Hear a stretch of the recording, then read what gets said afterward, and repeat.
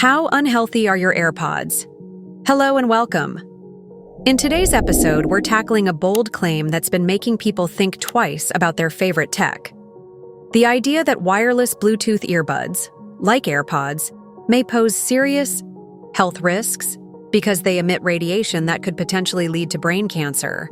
Some even suggest they're more hazardous than other types of headphones. Let's begin by stating a fact. Virtually every wireless gadget you use, including Wi-Fi routers, baby monitors, smartphones, game consoles, smartwatches, and of course, headphones, emits EMFs, short for electromagnetic fields. These EMFs are actually a form of radiation, though not all radiation is the same. Bluetooth, for example, relies on a specific type of EMF to establish wireless communication between devices, whether it's syncing your headphones to a phone or connecting a laptop to a speaker. But not all EMFs carry the same risk. These electromagnetic fields are measured along a frequency spectrum, which essentially describes their energy levels. The higher the frequency, the more energy they carry. And energy matters when it comes to health effects. We typically divide EMFs into two broad groups, ionizing and non-ionizing radiation. And understanding the difference between them is key to knowing what's dangerous and what isn't. Ionizing radiation, which falls on the higher end of the EMF spectrum, has enough energy to disrupt the structure of human cells and, in large enough doses, can trigger changes that may lead to cancer. That's why tools like X-ray machines and CT scanners, which emit low amounts of ionizing radiation, are used with caution and only when medically necessary.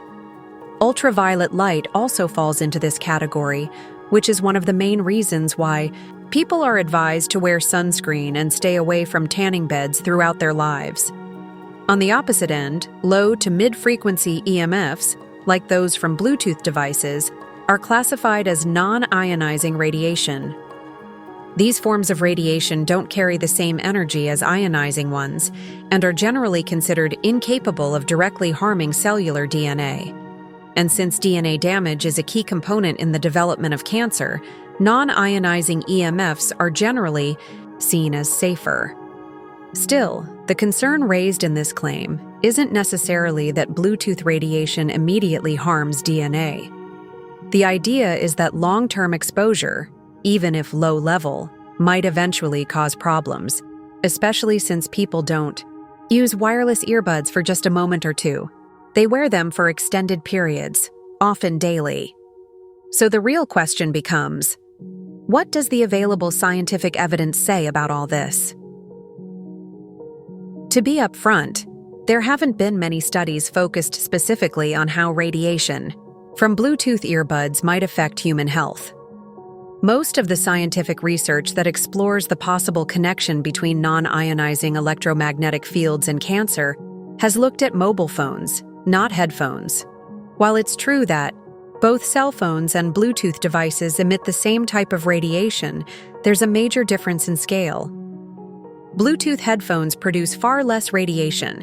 In fact, one study published in 2019 estimated that Bluetooth devices emit 10 to 400 times less radiation than typical cell phones. Despite this, there are still scientists who suspect mobile phones could pose some cancer risk, and they've been publicly expressing their concerns for years. In 2011, for example, the International Agency for Research on Cancer, IARC, a group within the World Health Organization, WHO, classified radiofrequency electromagnetic radiation as a possible carcinogen. This decision was largely based on data from a large observational study. Interestingly, that study didn't find an overall increase in brain tumors among cell phone users.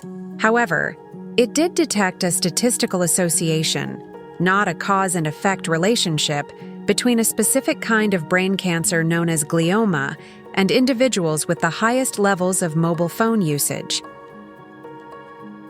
However, the researchers involved in that study were quick to point out that the connection wasn't particularly strong, and interpreting the data was complicated by numerous variables, factors outside of phone usage that could have influenced the outcome. These are known as confounding factors, and they make it difficult to draw firm conclusions. Just because two things happen together doesn't mean one caused the other.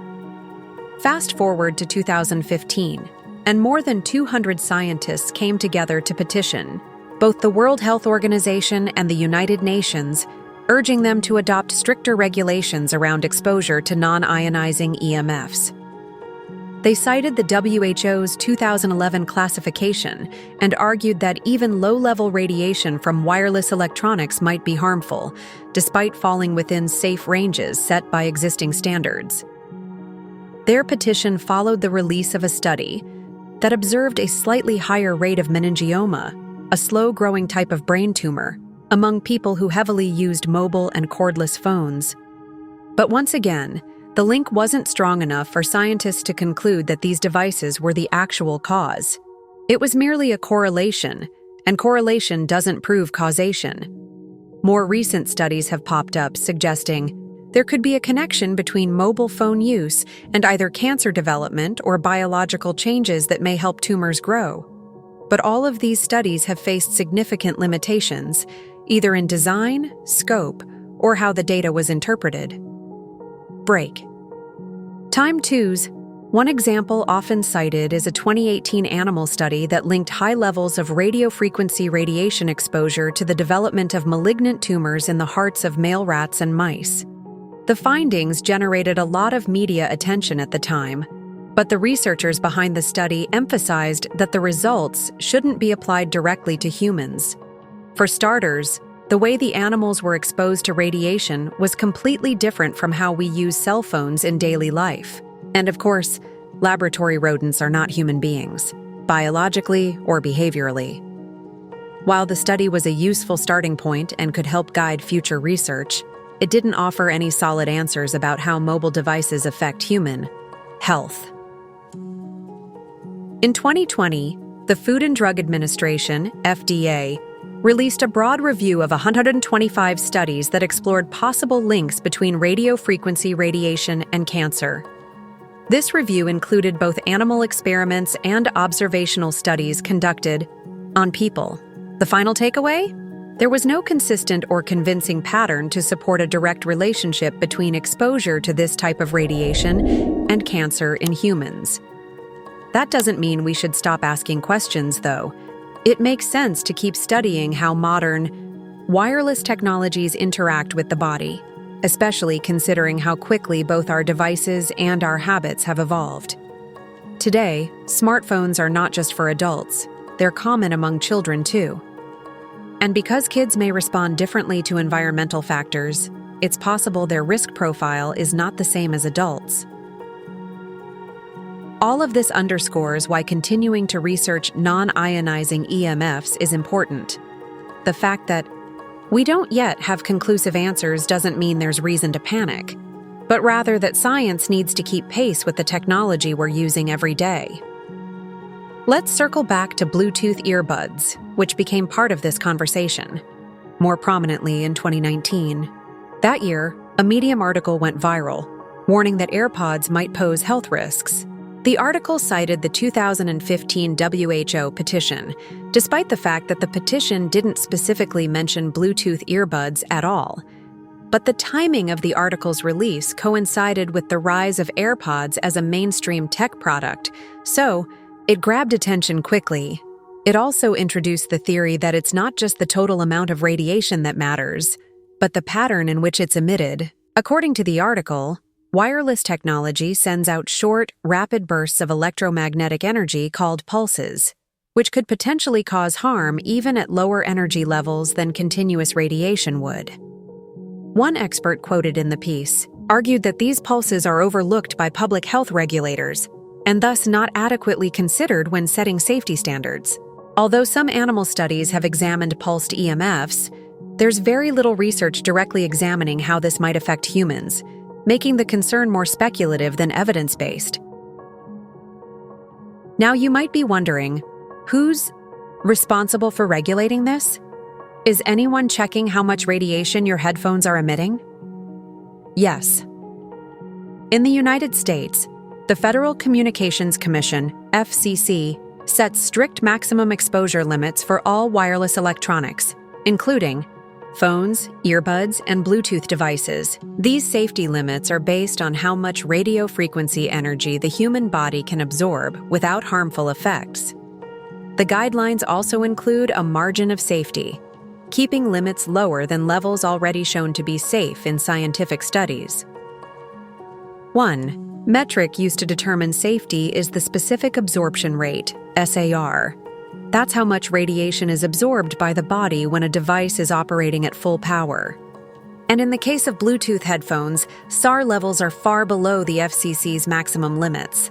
This applies across brands and styles, including popular in-ear options like AirPods.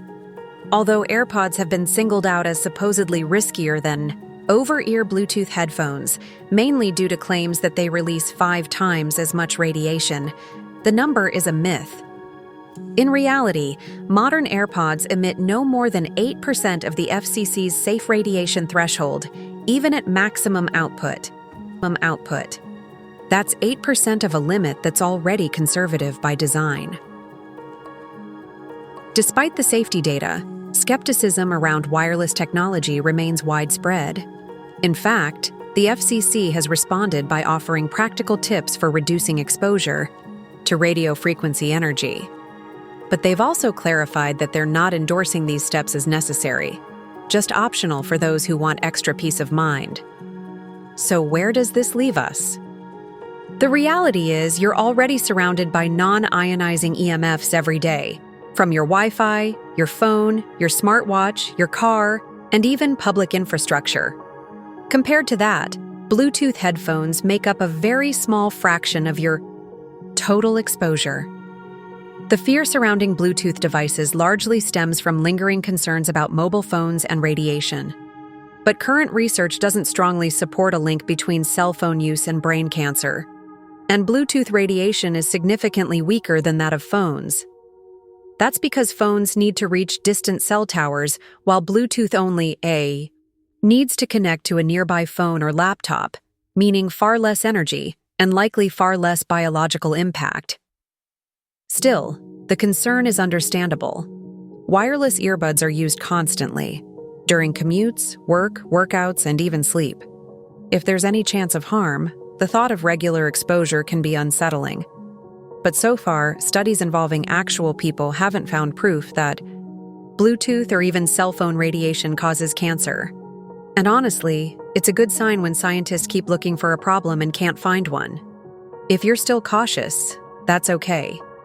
You can alternate between wireless and wired headphones, or simply take breaks throughout the day. And you might want to spend less time wearing headphones in general, for reasons unrelated to radiation, like protecting your hearing, avoiding distraction-related accidents, and reducing screen addiction. So, how dangerous are AirPods really? On a scale from 0 to 10, where 0 is completely false and 10 is undeniably true, this claim earns a 3.5. Thanks for watching. Be sure to like, subscribe, and comment below. Do you use wired or wireless headphones, and why? Stay safe. Stay curious. Stay connected. Take care. You are in control of your health.